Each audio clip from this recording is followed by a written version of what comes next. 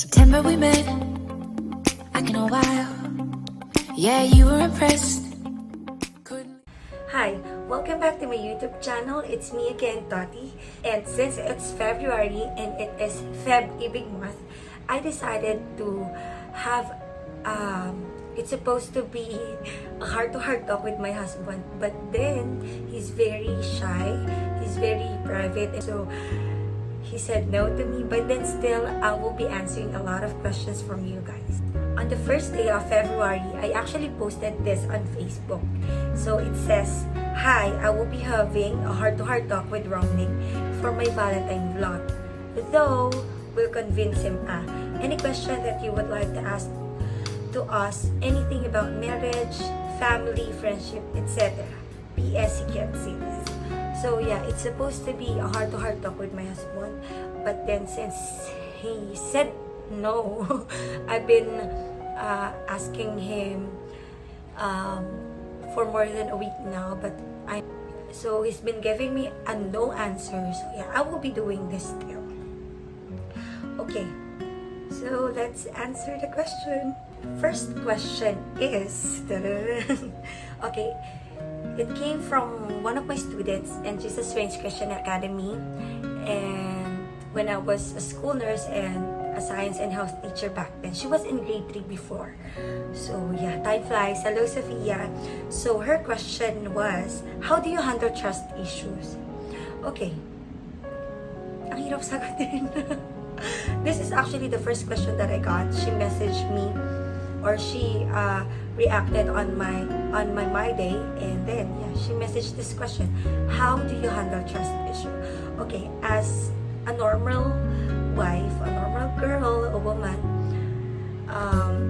okay, first and foremost, we need to be very particular, and we need to be very aware with the emotions that we have.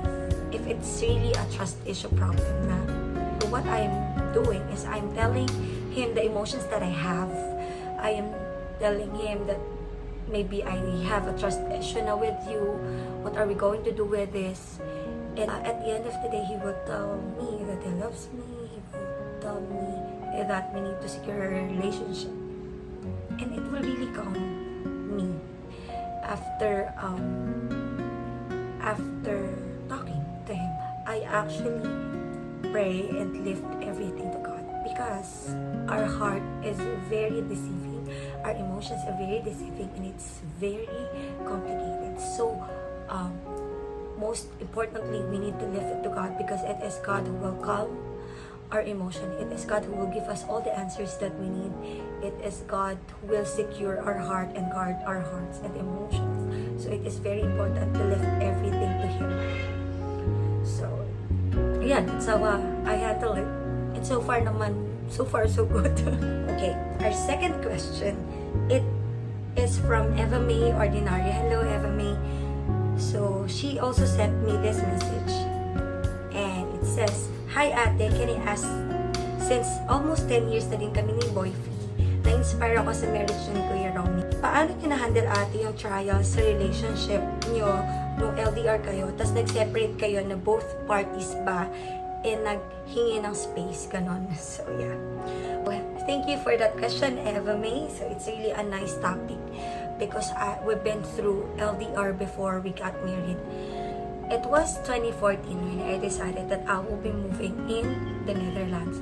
So the first thing that I did was to ask Romnick if he will allow me to go there, because it needs to be a mutual decision. If he has the blessing, then I can certainly go. But of course, if he has a second thought about it, mapapaisip ako kung tutuloy ba ako o hindi. But then since he is very supportive, then I'll go through it. So yeah, first, you need to have a mutual decision that you will be going in an LDR relationship, because it needs really a lot of effort when you have an LDR relationship. Second, we maximize the time that we had. We had a lot of dates. We had a lot of time together. we prioritize each other, we give time to each other about it, especially nung nalaman na namin kung kailan talaga ako aalis during that time. So yeah, so maximize all the time that you have together, make a lot of memories together. Third, you need to have a meeting. This meeting actually talks about the do's and don'ts that you need to do or not to do while having an LDR relationship. Okay, because this will be your guide through that LDR relationship. For example, we set up the time that we will be talking. We talk about the do's and don'ts that we need to follow while having an LDR, and also the goal that we have while why we are doing this. Okay, next, fourth, this is actually my advice to those who are planning to have an LDR. You need to have a strong foundation. Your relationship needs to have a strong foundation. Why?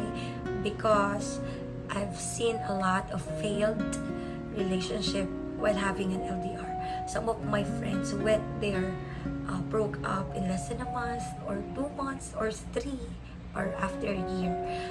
But of course, I believe that if both of you will work on it, if both of you do have the same goal, you will be able to conquer long distance relationship. So yeah, kaya. As long as you really love each other, kaya naman. So yeah, Romnick and I had a 3-year long distance relationship and we succeeded. 2 years I was in Europe and 1 year he was in Qatar working. And then after 3 year of long distance relationship, we got married and we succeeded. So yeah, so it's really up to you guys. If you really work on the LDR together, then it will work and it will really strengthen your relationship. So to all the people that's having LDR relationship, kaya naman. This question, this is from James. Hi kapatid. Okay, kailan masusundan? Allowed ba to? Okay. We are actually praying for it na. Hopefully this year or next year. Because Rev is now 3 years old and yeah, I'm turning 31 this year. So we are really planning this and we are really praying for this na magkaroon na ng next baby. And hopefully baby girl. So please pray with me. I want a baby girl na. So yeah. This year na kapatid. Next question is from Jonel Kabagayan. Hi Jonel! Hi mga ka-Jotin! So, first question. Nakakailang rounds po kayo? Joke. Hindi yun. This is his question. Okay, what is the essential thing for a successful relationship? So, ayan na ha, nag-search pa ako. So, I think hindi naman yun to question. Nag-google talaga siya. Okay, but this is also a nice question. Okay, first, this is based on my relationship and my marriage. So, these are the essential things that you have to have a successful relationship. Okay, first, of course, love, because this is the main reason why you get married. And this is the reason why you are in a relationship. It's because of love. And second, for me, is trust. You need to trust each other. You need to trust and believe in each other in every season of your relationship. You need to stand with that person. You need to stay with him and grow with him. And the third is communication. This is actually the best thing that I had with Romnick, because everything we really talk everything about our emotions, about our plans, about our goals, about our day. Lalo na nung nag-LDR kami, we really had a good communication that I actually talk everything. I actually tell them all the things that I am doing abroad. So, yeah, you really need to have a communication. And next is you need to have time for each other. What I mean with each other is just the two of you. Like for us, we are now parent, and of course we are very busy with Rev, but we really tend to have a time with each other. So, for example, Friday night, we really have a Friday night bonding after matulog ni Rev. We will make sure na we will wake up and we will watch movie, we will drink wine and beer. So, at least we have time with each other. And yeah, before we are having, kung may mag-aalaga kay Rev, we are going on a date. But since it's pandemic, yeah, it's always date at home. So yeah, so those are the things you need to have for a successful relationship. Next question is from Kuya Ralph De Vera. He really gave a lot of good questions. So I will be asking some of the questions that he gave for Romnick in private. So yeah, so I will be answering one of his questions. This one, or one or two, because he really gave really good questions about marriage, because he's been happily married with Ate Irish. So, yeah. Okay. His question is, how can we spice things up in our marriage? Oh, hirap naman ko. How can we spice things up in our marriage? So this is actually what we are doing. Romnick and I have been doing every day. Before going to work, he will make sure that he will kiss me and Rev before going to work. Even though tulog ako or what, we really make sure that he will really kiss on me before he go to work. And then second, we always say I love you every day in text, call, yeah, because I don't know, since we're in a relationship, I really make sure to say I love you to him, and nakuha naman niya yun. So he's very vocal now with his I love you to me, and also to Rev. And before we sleep, we make sure na magkikiss kami to say goodnight.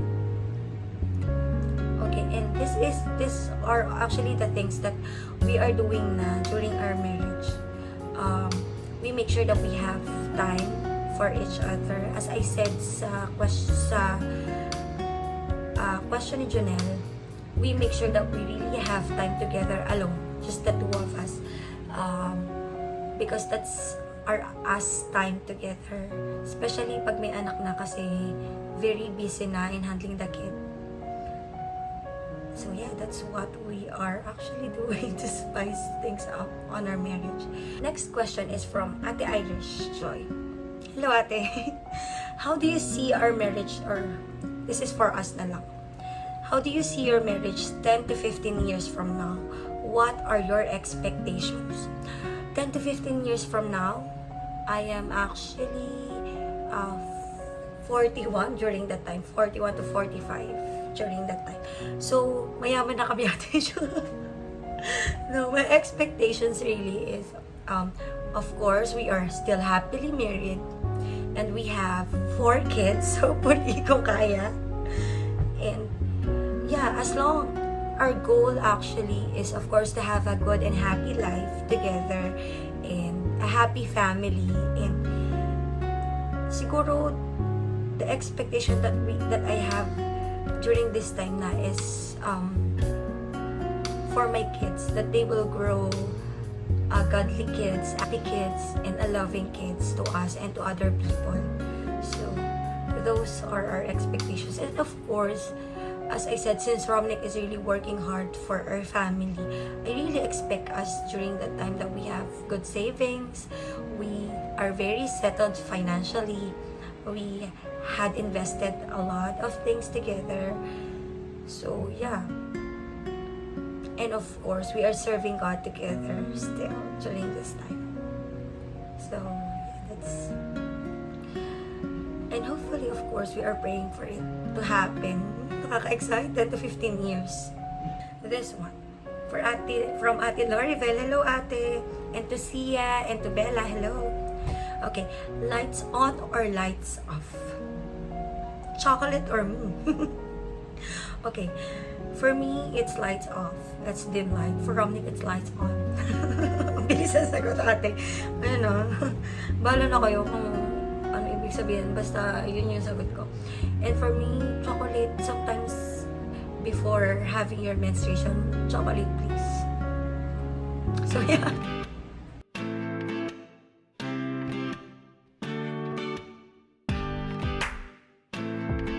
Was there a time that you guys fall out of love? If yes, how did you make things work out? Ganun mo mag-question. How you guys handle your finances? And who is better in handling? What would make you walk out of this? Did you have the same level of kili when you were single? Question also from Chod. Sex or chocolates?